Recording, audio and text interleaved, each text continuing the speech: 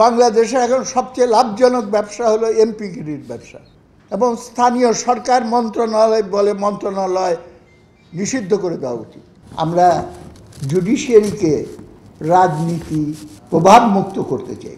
Immediate task হলো empowerment of the people করতে হলে পরে লোকাল গভর্নিং বডিজ, স্বশাসিত স্থানীয় সরকার কাঠামোগুলোর উপরে গুরুত্ব দেন।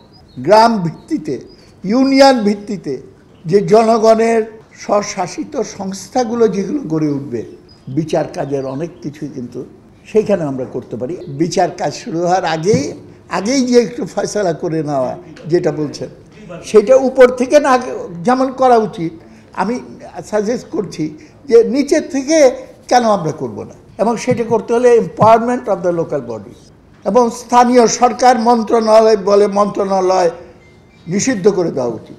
ওয়েন ইউ পুট স্বশাসিত সংস্থা under the command of A ministry, তাহলে পরে দ্য পারপাস ইজ লস্ট। অত ভয় কেন? জনগণের ক্ষমতায়ন হলে let it come from the bottom. এবং আমাদের এখন যে সিস্টেম আছে, পার্লামেন্টের সিস্টেম, এটা তো এমপি তন্ত্র। বাংলাদেশে এখন সবচেয়ে লাভজনক ব্যবসা হলো এমপিগিরির ব্যবসা। 100 কোটি টাকা ইনভেস্ট করে এমপি হয়ে আপনি 1 বছরে 1000 কোটি টাকা, এবার 1000 কোটি টাকা তো কম, 24 লক্ষ কোটি টাকা আপনারা দেখেছেন।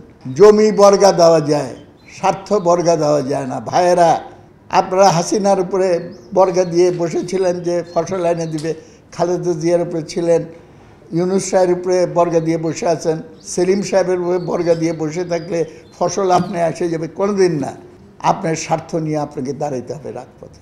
খুবই ইম্পর্টেন্ট বিচার বিভাগের সংস্কার, এবং সেটা আমাদের নিশ্চিত করতে হবে।